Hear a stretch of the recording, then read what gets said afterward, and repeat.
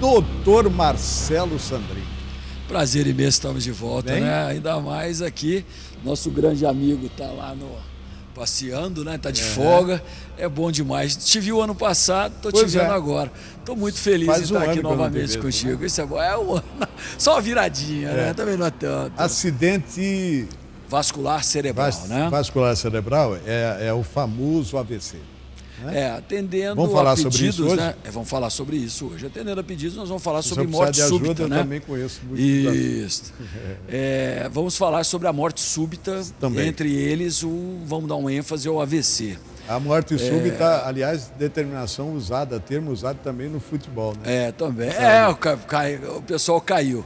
Na realidade, a morte súbita é aquele evento, na maioria das vezes, ou por parada elétrica do coração, ou por algum acidente vascular extremamente agudo, o acidente vascular cerebral entre eles, que acomete inesperada e, às vezes, né, sem recuperação as pessoas. A incidência é muito elevada. Se não tivermos medidas, né, bastante protocolares, e é por isso que eu advogo sempre que esse tipo de matéria deveria ser discutido nas escolas, acho que a partir do secundário antigo até a universidade deveríamos ter aí a matéria de como atender, como abordar situações de emergências. No mundo moderno hoje as emergências são contínuas, né? A questão de alguns dias atrás, num sábado pela manhã, saindo 6 horas da manhã para ir para Santa Helena, ali antes daquele viaduto da ferradura, ali da fazenda, o motoqueiro foi atropelado praticamente na minha frente. Eu, muito bem, obrigado. As pessoas que chegaram primeiro, porque estavam meio balbúrdio o trânsito, as pessoas realmente não sabem o que fazer. E há necessidade de se organizar. Numa morte súbita elétrica, que seria, por exemplo, vítima de um infarto agudo do miocárdio, uma arritmia severa, e o infarto induz a arritmia severa, se atendermos muito bem, nós conseguimos recuperar de 10% a 15% das pessoas. Inicialmente, ótimo, né? Sem assistência, a parada cardíaca, respiratória, que seria a expressão da morte súbita inicialmente, ela é uniformemente fatal. A pessoa vai morrer mesmo. Nós conseguimos recuperar com qualidade de vida boa. Temos ainda um percentual que a gente recupera, mas ficam com sequelas e demora-se muito tempo e tem um ônus muito grande para a sociedade, para a família especialmente, com o que vai acontecer com essa pessoa. E o primeiro socorro, como é que é? Na realidade, há necessidade de conhecimento, existem regras para isso. Sim, Nós temos que manter a parte respiratória da pessoa. Hoje, descobriu-se, e isso é muito importante que a pessoa saiba, que você estando sozinho com a pessoa que está vitimada, é muito complexo você fazer respiração e massagem cardíaca. Hoje sabe-se, se você aprender a fazer e fizer uma massagem cardíaca adequada, você consegue manter durante muito tempo a viabilidade do tecido cerebral, que é o mais importante para se recuperar a pessoa com possibilidade dela estar bem ainda. Quando não, nós temos aí só a lamentar. Daí, então, o senhor defender que isso seja ensinado nas escolas. E mais do que isso, esta semana foi veiculado por vocês da imprensa, aqui foi veiculado também, nas outras emissoras, o caso de um rapaz que ganhou de presente, né, do seu padrinho, em São Paulo, 1 ano de academia de judô, e jovem, né, muito forte, muito bonito. Ele foi a sua primeira aula. Enquanto estava ali começando os aquecimentos e o professor ensinando a pegada do judô no kimono, ele se sentiu mal, ficou tonto, parou, melhorou, voltou, caiu. O pessoal foi lá. Aquele atendimento demorou quase 1 hora e ele teve um acidente vascular cerebral. Infelizmente, o SAMU lá em São Paulo chegou 51 minutos depois.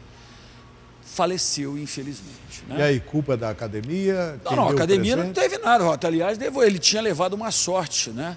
Havia lá um enfermeiro fazendo ginástica na hora, o enfermeiro de terapia intensiva que ficou fazendo a manutenção dele. Mas a lesão já estava tão grave, a intervenção medicamentosa foi tão tardia que, infelizmente, ele não se recuperou e veio a falecer. Ele deveria ter passado por alguns exames antes? Não, eles fizeram tudo, mas é impossível. A morte súbita, às vezes, acontece isso. Você faz, refina, mas o cara tem um infarto na tua cara. Aí fica aquele, alguém errou. Não, ninguém errou. Ninguém é capaz de dizer aqui dentro do ambiente que nós estamos se um de nós não é portador de um aneurisma cerebral. Ele foi vitimado por um aneurisma cerebral. Eu já fiz exame anteriormente, né, tomografia de crânio, não tinha. Mas não posso dizer no momento se não aparecer alguma coisa e tem uma bomba relógio dentro de mim. Não. Então nós não precisamos nos preocupar. Não, nós não precisamos. As pessoas precisam ter um pouquinho menos de medo, né, de vir a perecer. Dizem por aí que o outro lado é melhor do que aqui. Mas ninguém quer ir. Você sendo bom aqui, você vai pro lado de Deus. Eu vou escalar o senhor primeiro na minha frente. Não, mas ninguém quer ir. Essa é a verdade. Vamos lutar para ficar por aqui. E você saber como proceder é importante. A gente tem notado muito que está havendo uma certa demora na mobilização. Existem casos já documentados de pessoas que ficaram, por exemplo, 2, 3 horas em estradas, aguardando o transporte. E isso daí, se tiver uma lesão vascular ou um abdômen agudo, né, traumático, ou um tórax comprometido, um pulmão perfurado, é muito complexo. Como a nossa estrutura não é aquela estrutura, né, de primeiro mundo no Brasil inteiro, eu acho que chegou a hora das sociedades brasileiras discutirem qual é a melhor saída para se atender pessoas traumatizadas, vitimadas de parada cardíaca, vitimadas de processos compatíveis com o diagnóstico, entre aspas, de parada súbita ou morte súbita. Porque nós estamos perdendo gente que poderia ser recuperada. E isso entristece demais. Eu, particularmente, como sou professor de medicina, como eu acredito no ensino, eu acho que inicialmente a gente poderia pensar em ensinar melhor nossos adolescentes, nossos adultos jovens que estão nas faculdades, como proceder nessas situações.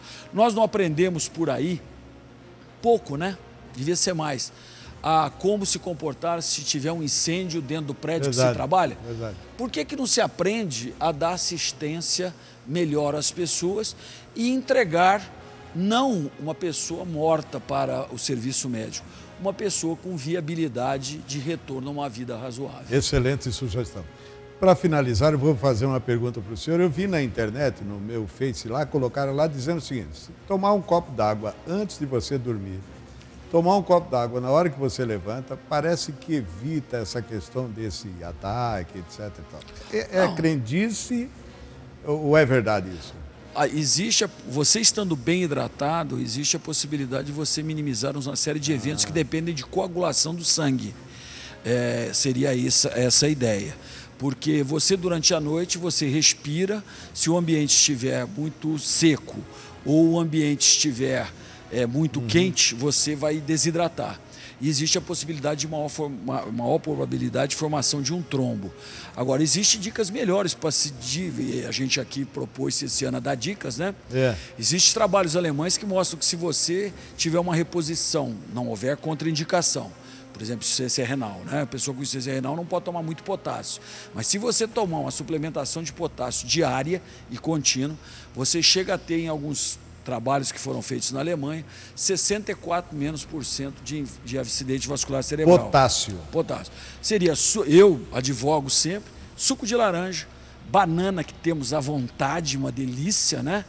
E o repolho alemão. O trabalho lá enfatiza o repolho porque eles gostam de chucrutes, entendendo?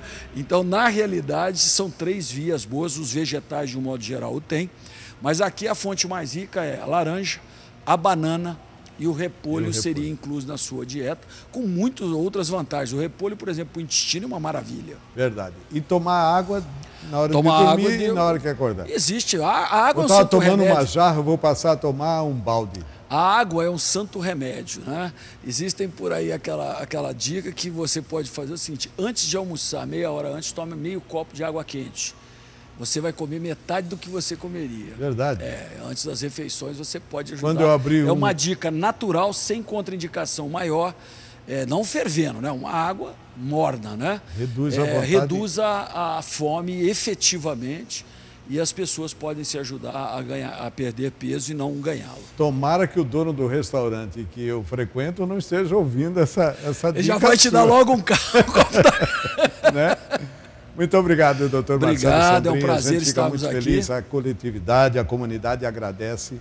E essas dicas aí são extraordinárias. Então vamos para a água antes de dormir, água na hora que levantar e repolho, banana e laranja. Laranja. E se você tiver com sobrepeso antes de comer, tome meio copozinho de água quente. Cuidado para não dar náuseas, né? E você vai se dar bem. Estaremos de volta assim que convocado e tentaremos sempre trazer uma dicasinha de saúde. Obrigado e até mais. Já está convocado. Então o senhor vai primeiro, né? Está escalado. Eu fico. Sabe Deus, né? Tá bom, muito obrigado.